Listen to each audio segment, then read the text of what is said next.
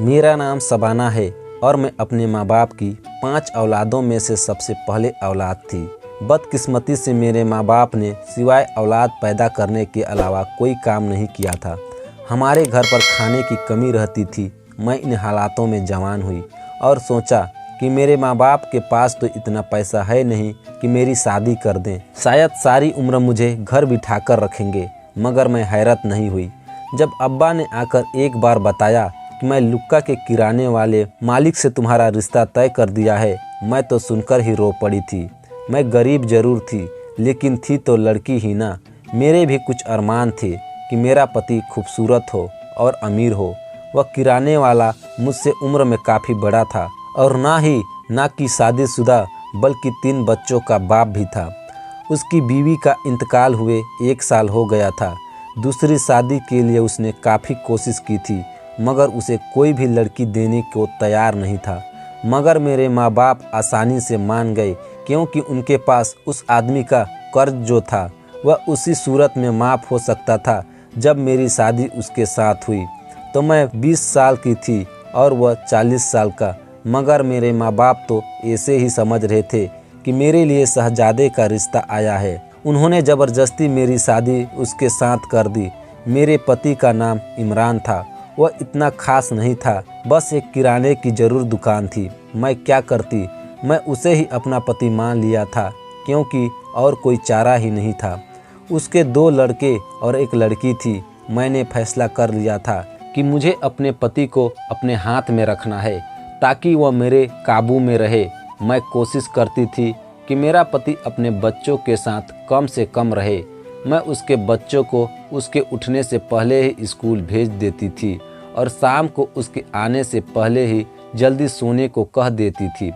उसके बच्चे को मैंने अपने काबू में इस तरह किया था कि वह सांस भी मेरी मर्जी से लेते थे। 3 बच्चों के बावजूद भी मेरा पति बहुत ज़्यादा जवान था। वह रोज़ रात को बादाम पीसकर खाता था और कहता था कि इस चीज़ में ताकत बढ़ती है। उसकी छोटी बेटी 1 साल की थी और मजबूरन मुझे ही उसे पालना पड़ा। शुक्र रहे उसके दोनों बेटे बड़े थे। मैं गिन गिन कर अपने प्रेग्नेंट होने का इंतज़ार करती रही, लेकिन जाने मेरी किस्मत में क्या लिखा था। मैं जितनी ख्वाहिश करती अपनी औलाद से उतनी ही दूर होने लगी। शादी को 5 साल गुजर गए थे और इसके बाद मैं उसके बच्चों को पालने लगी थी। 2 साल बाद मालूम पड़ा कि मैं बांझ हूँ और अपने औलाद पैदा नहीं कर सकती। उस दिन के बाद जैसे मैं मायूस हो गई थी कि इस घर और किराना स्टोर के मालिक उसके बेटे ही होंगे। 2 साल गुजर गए थे। मेरे पति ने अपने दोनों बेटों को बाहर भिजवा दिए थे। मेरे पति की बेटी 15 साल की हो गई थी। उसने मैट्रिक कर लिया था।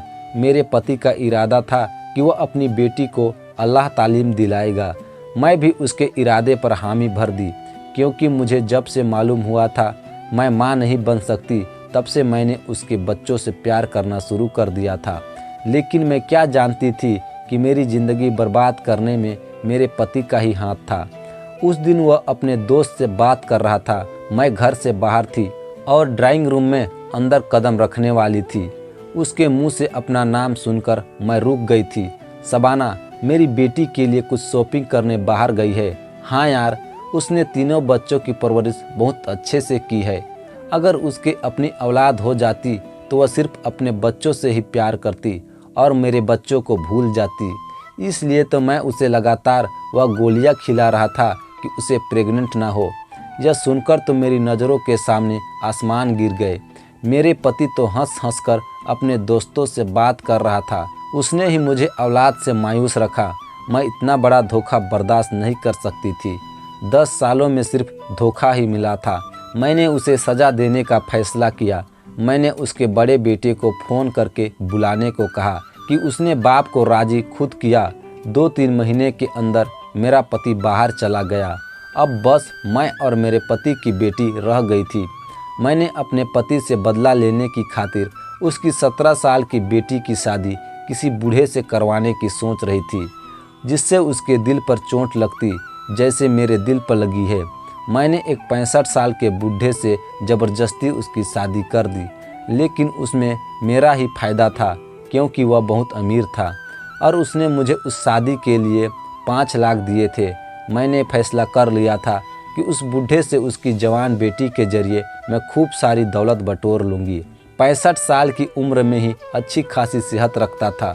जब वह रिश्ते वाले के साथ आया तो उसे देखकर मैंने कहा, बड़े मियाँ, आपकी तो बहुत अच्छी सेहत है, क्या कहते हो? फिर उसने कहा कि छोड़ो इस बात को, खानदानी राज है, नहीं बता सकता।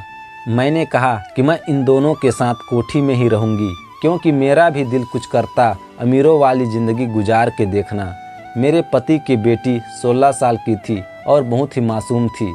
उसने चुपचाप शादी कर ली थी और मेरे कहने पर किसी को भी नहीं बताया, ना ही अपने माँ बाप को और ना ही अपने भाइयों को।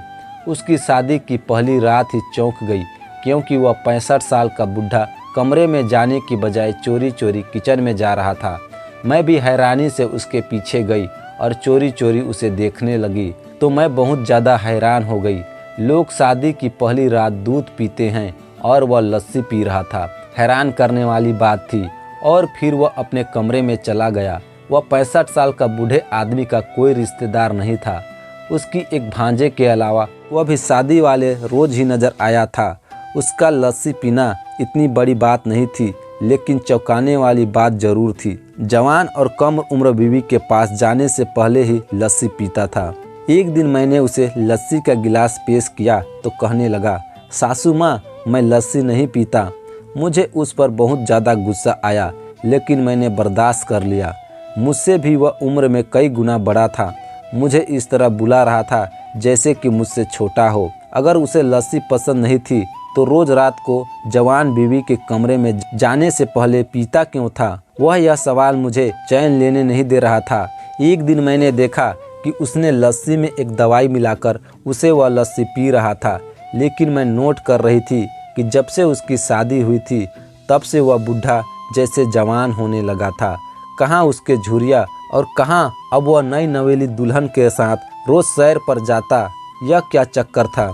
यह जानने के लिए मैंने उसकी पुरानी नौकरानी को पैसे देकर पूछा, तो उसका जवाब सुनकर मैं बहुत ज़्यादा उलझ गई। कहने लगी, यह सारा कमाल इसी लस्सी का है जो साहब रोज रात को पीते हैं। जब भी मालिक नई शादी करते हैं तो वह रोज लस्सी पीकर ही रात को अपने कमरे में आते हैं।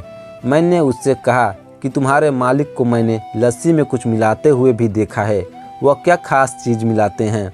तो वह सोचते हुए कहने लगी, माँ जी, मैं भी देखा है कि मालिक लस्सी में कुछ मिलाते हैं, लेकिन मैं नौकर हूँ, पूछने की ज़रूरत कैसे कर सकती हूँ? मेरा ख्याल है कि कोई मर्दाना ताकत वाली दवा होगी ताकि वह अपनी 17 साल की जवान बीवी को खुश कर सके। वैसे तो पहले भी मैं यही सोचा था कि जब वह नौकरानी कह रही थी वह 65 साल का बूढ़ा अपनी ताकत को कुछ बढ़ाना चाह रहा था, लेकिन जाने क्यों मेरा सिक्स सेंस मुझे कुछ एहसास दिला रहा था कि कुछ और मामला है। मेरी सौतेली बेटी की इस शादी पर ऐसे ही खुश थी जैसे नई नवेली दुल्हन अपने बूढ़े पति के साथ हंसी खुशी बाहों में बाहें डालकर घूम फिर रही थी। अब उसके माँ बाप को बताने का वक्त आ गया था, लेकिन उसकी बेटी ने घर से भागकर एक 65 साल के बूढ़े से शादी कर ली। मैंने अपने प्लान का अमल करने का सोचा तो मेरी सौतेली बेटी हीरो का हार लेकर अपने कमरे में चली आई और कहने लगी कि अगर आप बाबा को बताएंगे ज़बरदस्ती मुझे यहाँ से आकर ले जाएंगे, मगर मैं अपनी पति को छोड़कर नहीं जाऊंगी। मैं अपने पति के साथ बहुत खुश हूँ नहीं? बताओ, जब वह वापस आएंगे तब देखेंगे तो क्या कहेंगे। मैं भी हीरो के लालच में आकर मोबाइल एक तरफ रख दिया। उस वक्त मैं भूल गई थी कि यह शादी मैंने अपने काम के लिए की थी। रात को फिर मैंने उस बूढ़े को लस्सी पीते हुए देखकर मुझे नौकरानी की बातें याद आई कि हो सकता है कि वह खुद का जवान और ताकत रखने के लिए किसी दवा का इस्तेमाल कर रहा हो। अगर ऐसा था तो फिर भी वह गलत थी। मैंने 65 साल के बूढ़े से अपनी 17 साल की बेटी की शादी कराई थी ताकि वह भी वैसे ही औलाद के लिए तड़पे, मेरी तरह बे औलाद रहे, तभी मेरा बदला पूरा होगा। बूढ़े को देखकर लग रहा था कि मेरी शादी ने उसे अलग ही रंग और खुमार चढ़ा दिया है। वह सब उसी लस्सी का कमाल था। कम से कम तो मुझे ऐसा ही लग रहा था। मुझे कुछ भी करके इस लस्सी के राज खोलना था, ताकि अगर ऐसी ही कोई बात है तो मैं उस वक्त पर अपनी सौतेली बेटी से कहूँ कि अपने पति को रोज रात को दूध का गिलास दिया करो। इस उम्र में लस्सी पीना खतरनाक साबित हो सकता है। वह मासूम लड़की मुझसे पूछने लगी, और क्या वह नहीं पीनी चाहिए? इससे पहले मैं उसे जवाब देती, मेरी नज़र उस बेड पर रखी चीज़ों पर पड़ी। बहुत ज़्यादा कीमती जूते, कपड़े बेड पर रखे हुए थे, जो मैंने और मेरी बेटी ने जिंदगी भर में भी नहीं देखी थी। मैंने उससे कहा कि यह मैं सब समेट कर एक तरफ रख देता हूँ, और मैंने उसे समझाते हुए कहा कि जितना दूर हो सकती हो उतना दूर अपने पति से रहो, और जल्द से जल्द ज़्यादा से ज़्यादा सामान समेटने की कोशिश करो। ऐसा करती हूँ, मैं तुम्हारे यह सामान समेट देता हूँ। और उसका सारा सामान समेटने के बहाने उसके कमरे की तलाशी ले ली, लेकिन वह पुड़िया मुझे नहीं मिली जिसे लस्सी में मिलाकर पीता था। नौकरानी ने बताया था कि वह लस्सी खुद ही बनाता है, किसी को भी अपने पास नहीं आने देता। नौकरानी ने यह बात कहा, आप देखिएगा साहब कितनी जल्दी औलाद वाले होंगे, हर बार भी ऐसे ही होते आया है। मैं तो यह सुनकर घबरा गई थी। उसकी कोई औलाद नहीं होनी चाहिए, इसलिए तो सौतेली बेटी की शादी उससे कई गुना बड़े आदमी से कराई थी, जो औलाद पैदा करने की क्षमता ही न रखता हो। लेकिन यहाँ तो उल्टी गंगा बह रही थी।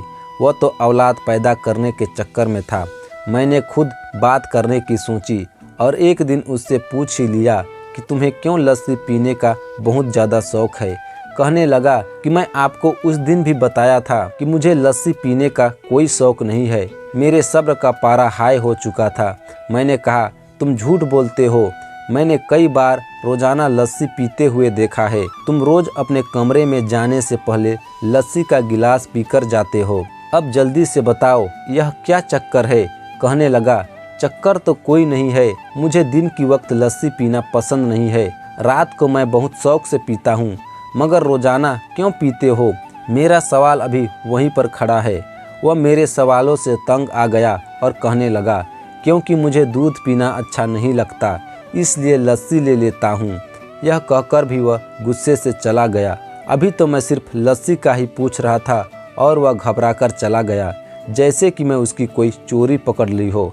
अगर मैं उसे उस पुड़िया का भी पूछ लेती तो वह बेहोश हो जाता, लेकिन मैं उसके बारे में इतना जान गई हूँ। लस्सी पीना इतनी बड़ी बात नहीं थी। उसका रहन सहन, रवैया बहुत सारे सवाल खड़ा कर रहा था। अगले रात की बात है, मैं उसके आने से पहले ही किचन में बहाने से मौजूद थी। मुझे देखकर वह चौंक गया, जैसे उसे उम्मीद ही न हो मैं यहाँ पर रात के इस टाइम मौजूद थी। मैंने कहा, मैं तुम्हारे लिए लस्सी बना दूँ? वह गुस्से से कहने लगा, मुझे किसी की मदद की ज़रूरत नहीं है, मैं खुद बना सकता हूँ। मैं मुंह बनाकर बाहर आ गई। मैंने उसकी बीवी से कहा, तुम अपने पति के लिए खुद लस्सी बनाया करो। तो वह कहने लगी, मैं तो बहुत बार कहा है, लेकिन वह खुद ही मना कर देते हैं। नहीं, मैं खुद बना लूँगा। कभी कभी तो मेरे लिए भी बना कर ले आते हैं। कुछ दिनों से मैं नोट कर रही थी कि मेरी सौतेली बेटी के घर से बाहर के चक्कर कुछ ज़्यादा ही लग रहे थे। उसके भी पर आ गए थे। पहले तो मैं यही सोचा था कि उसके बाप से इंतकाम लूँगी।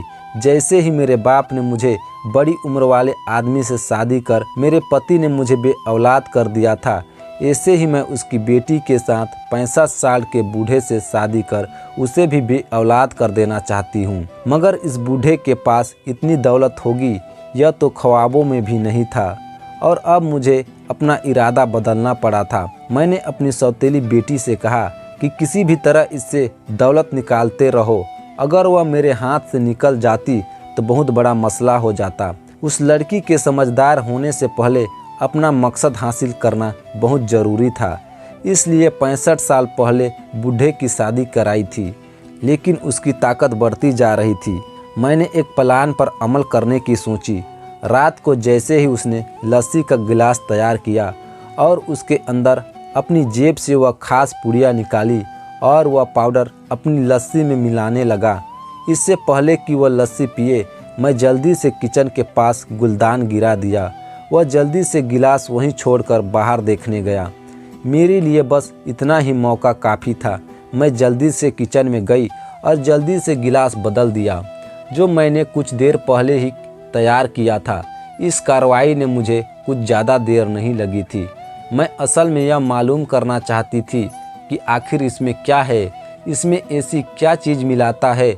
सुबह उठी तो मैं इस लस्सी को एक पॉलीथीन में डाला और लैब में देकर आ गई। मैं सब जानना चाहती थी कि इसमें क्या है। मैं वहाँ से घर वापस आ रही थी कि मैंने अपनी सौतेली बेटी को गाड़ी चलाते हुए कहीं जाते हुए देखा। वह अकेली गाड़ी चला रही थी और मुझे इस बात का इल्म नहीं था कि उसे गाड़ी चलानी भी आती है। उसकी शादी को मुश्किल 2 हफ्ते ही हुए थे।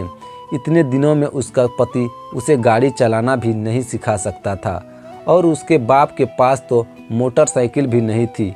फिर उसने गाड़ी चलाने किससे सीखी थी। और घर गई तो मेरे पति का कॉल आ गया। मैंने इतने दिनों से जानबूझकर बात नहीं की थी। वह अपनी बेटी से बात करना चाह रहा था। मैंने कहा, पता नहीं कहाँ पर है, मुझसे बात करना ही नहीं चाहती। तुम्हारी बेटी अपनी मर्जी की मालकिन बन गई है। कल अगर कुछ हो जाता है तो मुझे कुछ मत कहना। मुझे इस लड़की पर बहुत गुस्सा आ रहा था। मुझे बताए बगैर वह इन हवाओं में है। कई दिन हो गए थे। बस अपने आप में मग्न रहती और बाहर के चक्कर लगाती रहती। मैं उसके पति से जाकर पूछा कि तुम्हारी बीवी कहाँ है, तो कहने लगी ड्राइवर के साथ शॉपिंग करने गई है और अब मैं उस उम्र में उसके साथ शॉपिंग नहीं कर सकता। कमर जवाब दे जाती है। तो मैंने उसे ड्राइवर के साथ भेज दिया। मैं अब उसे क्या बताती कि ड्राइवर बाहर बैठा है और तुम्हारी कम उम्र जवान बीवी बाहर घूम रही है। मुझे उस लड़की पर शक होने लगा था। कुछ तो चल रहा था इस घर में जिसकी खबर मुझे नहीं थी, जो वह मुझसे छुपा रही थी। मैं जब भी उसे देखी थी यही लगता था कि वह कुछ अजीब सा बर्ताव कर रही थी। पति के घर में होने के बावजूद भी वह फ़ोन पर लगी रहती थी। मैं कुछ पूछती तो कहती मैं अपनी सहेलियों से बात कर रही थी। लैब वाले ने 2 दिन बाद रिपोर्ट देने को कहा था। जब तक मुझे सच्चाई का पता नहीं लगता कि वह खास लस्सी क्यों पीता है, मैं तब तक उसे पीने नहीं देना चाहती थी। इसलिए आज रात भी बहाने से उसे बाहर भेजकर मैं लस्सी का गिलास बदल दिया। अगले दिन भी मैं यही किया। फिर लैब वाले का फ़ोन आया कि रिपोर्ट बन गई है, आप आकर ले जाओ। मैंने उसे कहा कि मुझे बताओ रिपोर्ट में क्या लिखा है। जो कुछ भी उसने बताया उसे सुनकर मुझे लगा कि घर का छत मेरे सर पर गिर गई हो। जो कुछ भी मैं सुन रही थी मुझे यकीन नहीं आ रहा था। मैं घर जाकर उस बूढ़े के पास जाकर वह रिपोर्ट दिखाई और कहा, यह देखो उस लस्सी का रिजल्ट जो तुम रोज़ बड़े शौक से पीते हो। मुझे समझ नहीं आ रहा है किंतु जहर पी रहे हो, वह भी अपनी मर्जी से। इस पुड़िया में जहर होता है जो तुम जानबूझकर लस्सी के गिलास में मिलाकर पीते हो। लैब वाले ने बताया था कि इस लस्सी में ताकत वाली दवाइयाँ शामिल नहीं है, इसमें जहर मिला हुआ है। यह सुनकर मैं बहुत ज़्यादा हैरान हो गई कि वह जानबूझकर जहर क्यों पी रहा है। फिर मुझे ख्याल आया कि कहीं उसकी बीवी तो उसे जहर नहीं दे रही है, क्योंकि उसके रंग ढंग कुछ ठीक नहीं लग रहे थे। मैंने उससे कहा, यह पुड़िया तुम्हें कौन देता है? कहीं तुम्हारी बीवी तो नहीं देती? तुम्हें यह पुड़िया कहाँ मिली? तुम्हारी जान लेना चाहती है। यह पुड़िया क्या है? तुम्हारी जान लेना चाहती है ताकि तुम्हारी मरने के बाद बहुत सारी दौलत अपनी नाम कर ले। कि मेरी सौतेली बेटी उसे मारने का प्लान कर रही हो ताकि औलाद और जायदाद उसके नाम हो जाए, क्योंकि बूढ़े की कोई औलाद तो थी नहीं। मेरी बात सुनकर वह हंसने लगा, कहने लगा, नहीं ऐसा नहीं है। ऐसी मासूम सी भोली सी बीवी को इस बात का पता ही नहीं है कि यह जहर खुद ले रहा हूँ और मुझे मालूम है कि मैं क्या कर रहा हूँ। यह सुनकर तो मेरे होश ही उड़ गए और रोंगटे खड़े हो गए कि वह खुद अपनी मर्जी से जहर ले रहा है। कोई पागल ही ऐसा कर सकता है, कोई भी इंसान ऐसा नहीं कर सकता। मैं उससे पूछा, आप ऐसा क्यों कर रहे हो? अपनी जान क्यों लेना चाहते हो? यह कहने लगा, तुम इतनी समझदार हो कि इतना कुछ मालूम कर लिया, तो यह भी मालूम कर लो कि मैं ऐसा क्यों कर रहा हूँ। जाओ और जाकर मालूम कर लो, क्योंकि अगर देर हो गई तो सच में बहुत देर हो जाएगी। मैं परेशान होकर उसके कमरे से निकल आया और कहने लगा कि कैसे अजीब बहकी बहकी बातें कर रहा है। अब भला मैं उसकी बात कैसे पता करती कि वह यह सब क्यों कर रहा है। मुझे अब शक हो रहा था कि वह कोई नॉर्मल इंसान नहीं है। इस टाइम मुझे डर भी लग रहा था कि बूढ़े का क्या पता कहीं मेरे खाने में ही जहर ना मिला दी। अगले दिन मैं अपने चेकअप करवाने डॉक्टर के पास गई। वहाँ कॉरिडोर में अपनी सौतेली बेटी को देखा। इससे पहले कि मैं उसके पास जाती वहाँ से गायब हो चुकी थी। शायद मुझे गलतफहमी हुई थी, भला उसे यहाँ क्यों होना था। डॉक्टर से चेकअप कराकर मेरी तसल्ली हुई थी कि मैं बिल्कुल ठीक हूँ। वैसे भी मेरी कौन सी उम्र थी, 32 साल की थी। मैं सच कहूँ तो वापस आ रही थी कि अपने पति से इंतकाम के चक्कर में उसकी बेटी के साथ साथ खुद फंस गई थी। वापसी में आते हुए मैंने एक बार फिर उसकी झलक देखी। मैंने जल्दी टैक्सी को रोका और कहा, इस गाड़ी के पीछे चलो। मैं देखना चाहती थी कि वह कहाँ जा रही है, और यह देखकर मेरे होश उड़ गए। वह इस अस्पताल में जा रही थी जहाँ से थोड़ी देर पहले वापस आई थी। इसका मतलब था कि मेरा शक बिल्कुल सही था। थोड़ी देर पहले जो मुझे लगा था मैंने उसे देखा था, वह बिल्कुल सही देखा था। मैं देखना चाहती थी कि वह अस्पताल क्यों जा रही है। कहीं मेरी तरह उसे भी तो सारी सच्चाई का पता तो नहीं चल गया। लेकिन गाड़ी से वही नहीं उतरी, बल्कि साथ में कोई और भी निकला, जिसे मैं देखकर दंग रह गई। वह तो उसके पति का भांजा था। अब मुझे सारा खेल समझ में आ गया था कि सारी बात क्या थी। यह एक दूसरे को पसंद करते थे और यह बात उस बूढ़े को पता चल गई होगी। मैं उन दोनों का पीछा करके अस्पताल चली गई। मैं जरा करीब होकर उसकी बातें सुनने की कोशिश करी। वह उनसे कह रहा था कि तुम फिक्र मत करो, सब ठीक होगा, कुछ नहीं होगा तुम्हें। थोड़ी देर बाद जब वह डॉक्टर के कमरे से बाहर निकली तो मुझे देखकर चौंक गई। उसकी रंग उड़ गई, वह कांपने लगी। आप यहाँ? मैंने पूछा, क्या हुआ है, तुम अस्पताल क्यों आई हो? और पति के होते हुए किसी और के साथ। कहने लगी, मुझे खतरनाक बीमारी हो गई है। डॉक्टर कहते हैं कि तुम्हारे अंदर हौले हौले जहर डाला जा रहा है।